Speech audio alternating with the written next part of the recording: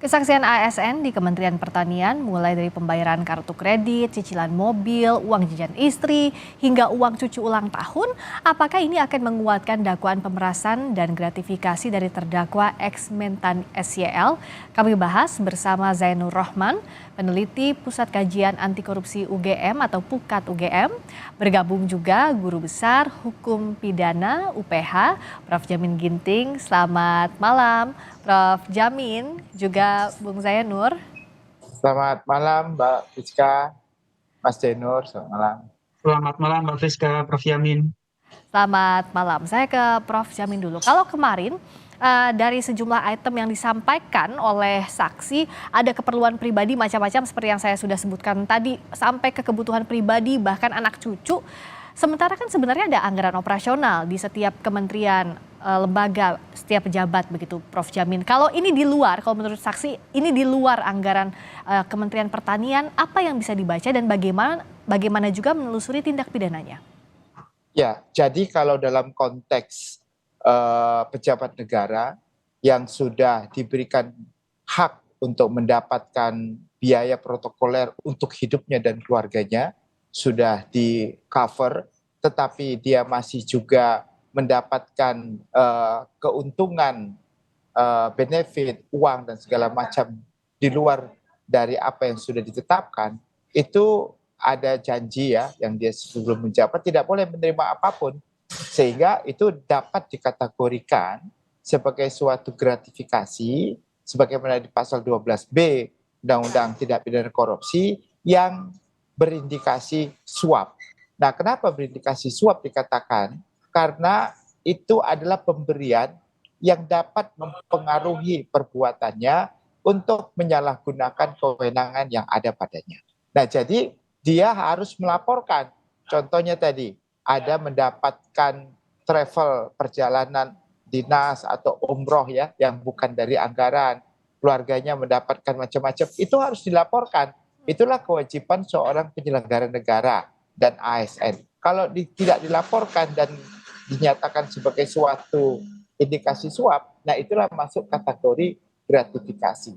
Jadi kalau itu yang pertama. Yang kedua, kalau itu diminta karena orang tidak mau memberi, tapi karena terpaksa untuk memberikan, karena dalam kondisi yang sangat sulit untuk tidak memberikan, itu namanya pemerasan. Jadi pemerasan itu karena orang yang diperas tidak mempunyai kehendak untuk memberikan, tetapi karena kondisi dia harus dipaksa untuk memberikan.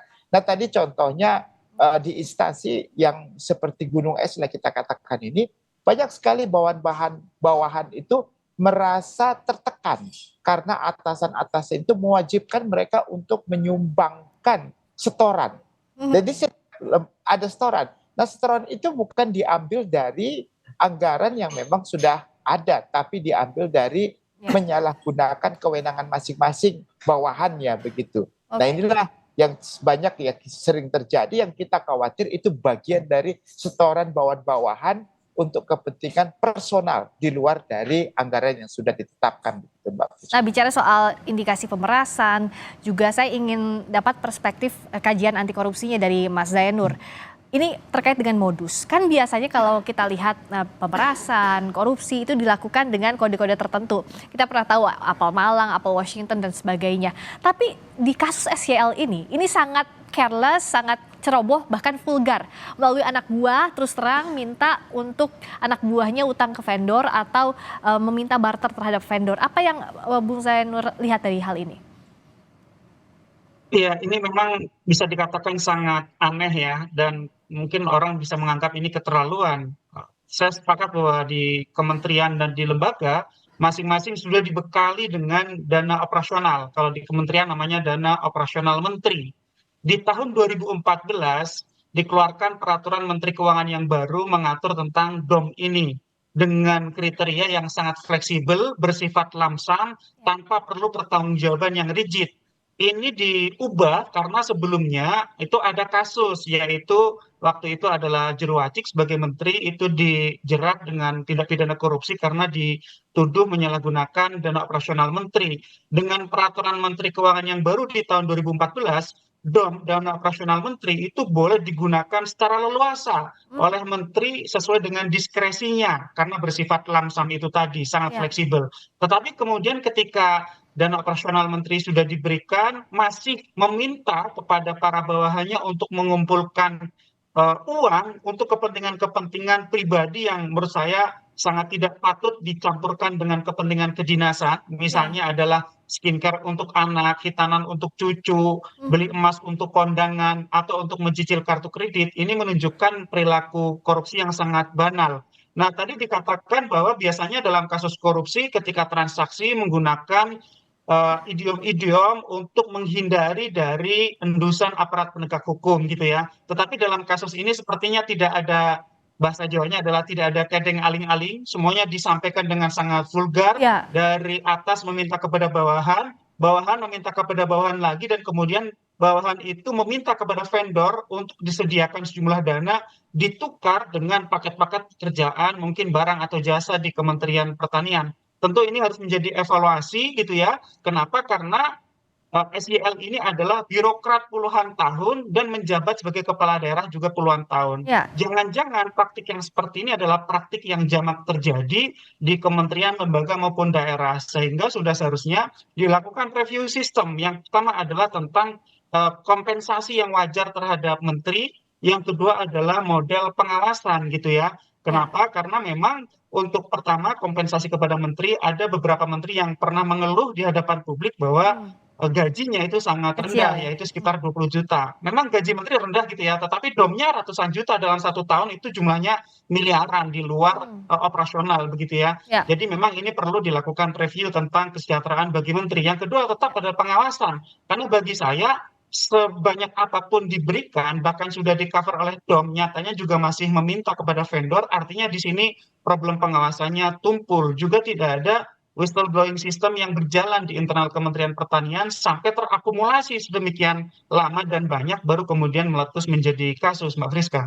Kalau begitu artinya Mas Zainur bisa juga dicurigai bahwa ini bukan kali pertama praktik ini dilakukan oleh SYL karena dilakukan secara vulgar tadi, dilakukan secara terang-terangan untuk memintanya. Ya tentu itu tugas dari JPU ya Hmm, untuk juga buktikan ya. mendalami apakah sebelum-sebelumnya apakah ada kasus serupa di Kementan, atau bahkan mungkin Kejaksaan bisa mendalami sebelum-sebelumnya di mana SYL Hmm, pernah menjabat begitu ya. Tetapi dengan pattern, dengan pola yang sevulgar ini gitu ya, yang dikhawatirkan adalah ini adalah satu praktik yang sudah berlangsung lama menjadi kebiasaan, dan jangan-jangan ini tidak khas di Kementerian Pertanian. ya. Ini bisa saja terjadi di berbagai kementerian yang lain, lembaga yang lain, juga pemerintah daerah. Karena kasus DOM itu bukan kasus korupsi menteri tentang dana operasional, bukan sekarang saja gitu ya. Kalau kita Hmm, ingat Jero Wacik dulu juga ada kasus terkait dengan DOM, juga Surya Dharma Ali juga ada kaitannya dengan dana operasional ya. menteri. Sehingga sebenarnya untuk kasus-kasus terkait dengan menteri menggunakan dana operasional, baik menyalahgunakan dana operasional menteri maupun sekarang adalah meminta kepada para vendor, ini artinya terjadi pengulangan, dan ini terjadi di berbagai tempat. Perlu review sistem. Yang sangat lemah di kita adalah Ya. setelah proses penegakan hukum pidananya selesai, tidak diikuti dengan review sistem untuk memastikan ke depan tidak terulang lagi. Hmm. Itu Mbak Friska. Oke, saya ke Prof. Jamin. Dalam kasus ini, anak buah Syahrul Yassin Limpo bilang ada yang diduga jabatannya diganti kalau tidak menuruti permintaan dari SYL. Nah, untuk menelusuri tindak pidana siapa saja yang terkait, jikalau anak buahnya ini dalam tekanan, apakah bisa juga dijerat dalam pidana atau pertanggungjawaban pidana dikenakan sepenuhnya kepada SYL? Ya, ini kan terkait dengan relasi kuasa ya, dari orang yang memiliki kuasa dengan orang sebagai yang melaksanakan perbuatan. Dalam pidana tentu ada beberapa, ada kaitannya dengan orang yang menyuruh melakukan dengan orang yang menganjurkan melakukan. Kalau statusnya, konteksnya yang menyuruh melakukan, orang anak buah itu sebagai alat perpanjangan tangan daripada orang yang menyuruh. Dia nggak bisa dipidana. Hmm. Tapi kalau dia juga ada niat dan mendapatkan keuntungan yang wajar dan dia mengetahui kalau itu ada perbuatan yang tidak seharusnya dia lakukan, tetapi dia lakukan, berarti niat daripada menteri dengan niat sama anak buahnya itu punya kualitas yang sama. sebagai pelaku tindak pidana. Jadi bisa, anak buah juga bisa, pimpinan juga bisa. Tapi kalau anak buah di dalam tekanan, ya tidak mempunyai secara proporsional atau secara subsidiaritas, dia tidak bisa keluar dari keadaan seperti itu karena relasi kuasa, dia bisa dinyatakan sebagai orang yang tidak bersalah. Yang perlu kita ingat di sini tadi adalah dia mempunyai kekuasaan yang sungguh luar biasa. Itu yang Lord Acton mengatakan, dia power tends to corrupt, ya. Dia absolute power, karena dia sudah merasa absolute power, tidak ada lagi yang perlu dikhawatirkan, sehingga dia cenderung menyalahgunakan kekuasaannya tersebut. Ditambah lagi diskresi. Nah ini kan di negara kita ini orang pimpinan-pimpinan ini kan banyak diskresi kan. Makin leluasa ya.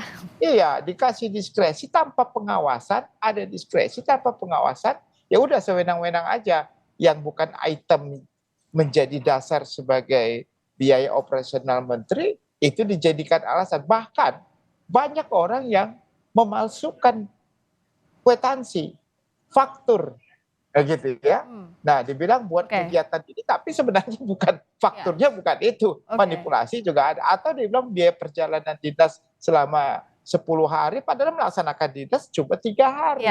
Nah, itu kan banyak suka yang terjadi seperti itu. Nah, inilah makanya perlu pengawasan yang benar-benar dilakukan. Saya nggak akan percaya kalau di kementerian manapun, itu orang pengawasannya sangat melekat, ya. Artinya ibarat kata jeruk makan jeruk lah, begitu ya. Ibarat katanya dia nggak mungkin ngawasin seperti, karena dia juga pelaku gitu, sering melakukan. Jadi menurut saya apa yang dia alami YSL ini kelihatannya seperti gunung es. Di semua kementerian kemungkinan ada seperti ini, kemungkinannya ada. Nah, terakhir singkat saja, Bung Zainur, pengawasan realnya seperti apa sih? Kalau tadi berdasarkan perintah atasan dan takut juga dipecat ujung-ujungnya, pengawasan ini tidak akan bisa dilakukan secara maksimal. Tadi Prof. Jamin juga bilang ya, jeruk makan jeruk nggak mungkin bisa diawasi dengan efektif. Nah, apa yang bisa dilakukan sebenarnya?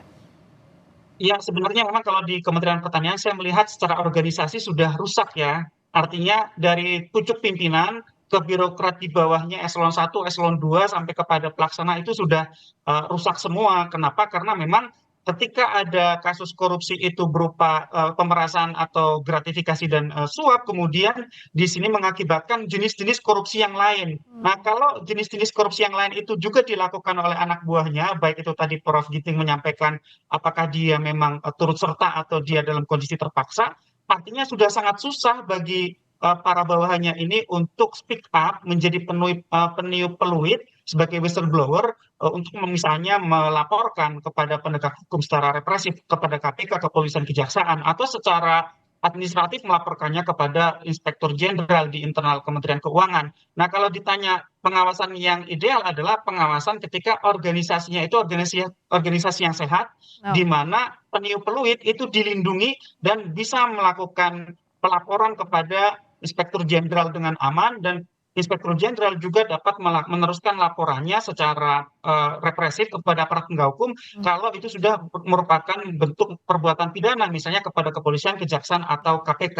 Nah, inilah yang memang sampai sekarang juga masih problematik. Kenapa? Karena justru Inspektur Jenderal jarang sekali yang bertaji karena berada di bawah pimpinan lembaga atau menterinya. Kalau yang melakukan korupsi adalah menteri, maka ya Inspektur Jenderal tidak bisa ngapa-ngapain. Tentu ini harus dipikirkan betul. Kenapa? Karena ya kita masih membutuhkan pengawasan internal yang juga punya independensi dan kemandirian. Formulasi independensi dan kemandirian itulah yang perlu untuk dibuat, karena kita tidak perlu membuat lembaga baru. Eksternal sudah ada BPK, di internal pemerintah juga sudah ada BPKP, secara represif juga sudah ada aparat penegak hukum. Tetapi sifat mandiri dan independen dari Inspektur Jenderal inilah yang perlu dirumuskan. Apakah misalnya Inspektur Jenderal bertanggung jawab langsung kepada Presiden, tidak kepada pimpinan lembaga atau kepada menterinya, atau seperti apa? Itu yang bisa dilakukan, Pak Friska. Oke, dan ini keseriusan merombak sistem termasuk sumber daya manusianya, kita tunggu sejauh mana, termasuk juga untuk kasusnya, tindak pidananya harus diusut sampai tuntas, pembuktian terus berjalan di persidangan. Terima kasih Bung Zainur Rahman, peneliti Pusat Kajian Korupsi UGM atau Pukat UGM. Terima kasih Prof. Jamin Ginting, Guru Besar Hukum Pidana UPH. Selamat malam.